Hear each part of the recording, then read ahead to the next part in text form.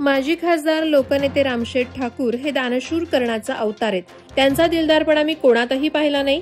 पैसे सगळेच कमावतात, पण ते उदारपणे देण्याचे दानत फक्त रामशेठ ठाकूर यांच्यामध्येच आहे, असे गौरवोद्गार राज्याचे उपमुख्यमंत्री अजित पवार यांनी काढले. सांगलीतील इस्लामपूर येथे महात्मा फुले शिक्षण संस्था संचलित डॉक्टर ND पाटील विधी महाविद्यालय, सरोज पाटील मानसशास्त्र संशोधन केंद्र आणि डॉक्टर ND पाटील बहुउद्देशीय सभागृह यांचं उद्घाटन शनिवारी पार पडलं. यावेळी उपमुख्यमंत्री अजित पवार यांनी जिल्हा योजना अनुदानातून सभागृहासाठी 10 कोटी रुपये देण्याची घोषणा केली. माजी खासदार रामशेठ ठाकूर यांनी 1 कोटी रुपये तर आमदार रोहित पवारांनी 40 लाख रुपये देणगी जाहीर केली.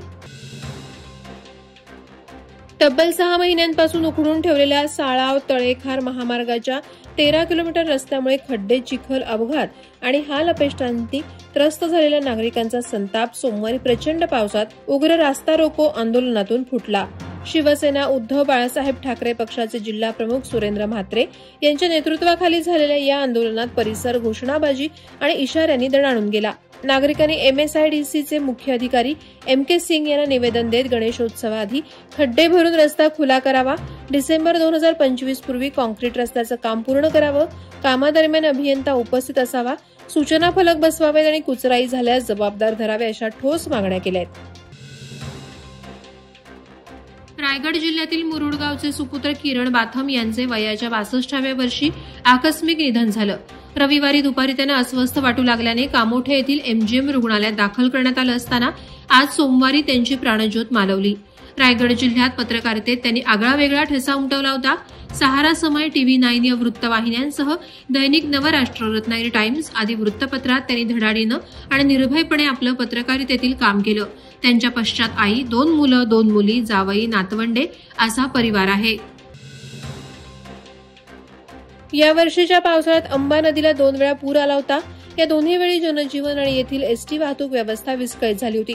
त्यातच नागोठणे शहर आणि परिसरात गेले 2 ते 3 दिवस मुसळधार पाऊस पडत आहे. त्यामुळे अंबा नदी पुन्हा एकदा तुडुंब भरून वाहण्यास सुरुवात झाली आहे. सोमवारी दुपारपर्यंत अंबा नदीने धोक्याची पातळी गाठली नव्हती. मात्र असं असलं तरी सोमवारी दुपारी नागोठणे ST स्थानकाच्या मागील बाजूस अंबा नदीचं पाणी आलं होतं. अजूनही पावसाचा जोर कायम असल्याने नागोठण्यात पुन्हा पूर येण्याची शक्यता निर्माण झाली आहे. रायगड आणि पुणे जिल्ह्यांना जोडणारा माणगाव ताम्हिणी घाटात दरड कोसळल्याने वाहतूक विस्कळीत झाली. बराचसा मातीचा लगदा वाहून रस्त्यावर आल्यामुळे अपघात होण्याची दाट शक्यता वर्तवण्यात आली. त्यामुळे जिल्हा प्रशासनाकडून या घाटातून प्रवास करताना सावकाश वाहन चालवण्याच्या सूचना देण्यात आल्या आहेत. सध्या या घाटातून एकेरी वाहतूक सुरू असल्यामुळे वाहतूक धीम्या गतीनं सुरू आहे. पेण तालुक्यातील मुसळधार पावसामुळे उत्कर्षनगर भागातील रोहित महाले यांच्या घरात 3 फूट पाणी साचलंय. उत्कर्षनगर आणि परिसरात काहींनी जमिनीमध्ये बेसुमार मातीचे भराव केल्याने पाण्याचा निचरा होण्यास अडथळा येत आहे. यांच्यावर स्थानिक प्रशासनाचा कोणताही वचक राहिला नाही. उघड्या जागेवर बेसुमार भराव करणं असं सुरू राहिलं तर येणाऱ्या काही वर्षात उत्कर्षनगर भागात पूरस्थिती उद्भवू शकते. नगर परिषदेकडून योग्य देखरेख नसल्याने रहिवाशांना पूरस्थितीचा सामना करावा लागतोय. प्रशासनानं तात्काळ उपाययोजना करावी अशी मागणी राहुल महाले यांनी केली आहे. पेण तालुक्यातील हेटवणे मध्यम प्रकल्प कामार्ली येथे धरण सुरक्षित असून सोमवारी सकाळी 11:30 वाजता धरणाचे 6 उभे दरवाजे प्रत्येकी 20 सेंटीमीटर उघडण्यात आले. सध्या धरणाची पाण्याची पातळी 85.10 मीटर इतकी असून सांडव्यातून 20 सेंटीमीटर खोलीनं पाणी वाहत आहे.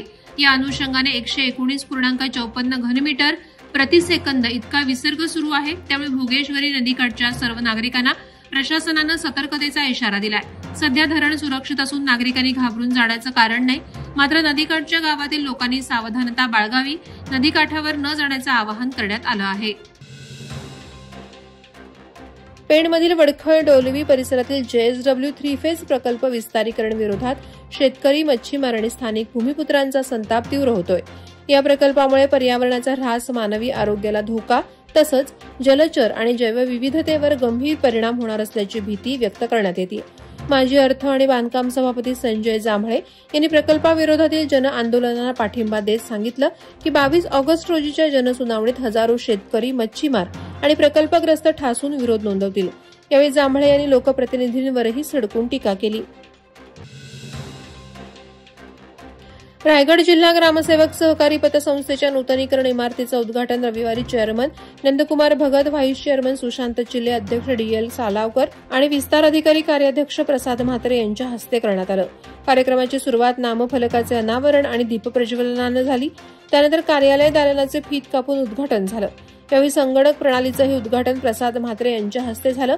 चेअरमन भगत आणि व्हाईस चेअरमन चिले यांनी पतसंस्थेच्या कार्याबाबत मार्गदर्शन केलं आणि संगणक प्रणालीची माहिती देण्यात आली.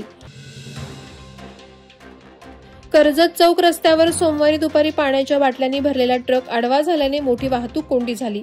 वावरले जवळील उतरणीवर जोरदार पावसात चालकानं अचानक ब्रेक मारल्याने वाहनावरील नियंत्रण सुटून ट्रक रस्त्यात अडकला. घटनेची माहिती मिळताच प्रभारी अधिकारी विशाल पवार, सहाय्यक पोलीस उपनिरीक्षक पांडुरंग गबाळे आणि सहकाऱ्यांनी घटनास्थळी धाव घेऊन हायड्राच्या मदतीने ट्रक बाजूला करून एक मार्ग वाहतुकीसाठी खुला केला. काही वेळात वाहतूक सुरळीत झाली. या अपघातात ट्रक चालक किरकोळ जखमी झाला असून त्याच्यावर उपचार करण्यात आले. सतत पडणाऱ्या पावसाने नागरिकांचं जनजीवन विस्कळीत झालं असून सतत पडणाऱ्या पावसाने खालापूर परिसरातील शेतीचं नुकसान झालंय. शेतांना तळ्याचं रूप आलं असून तालुक्यात भिलवले, कलोते, डोनवत आणि खरसुंडी वळण बंधारा तुडुंब भरून वाहत आहे. गावागावातील तलाव, विहिरी पूर्णपणे भरली आहेत.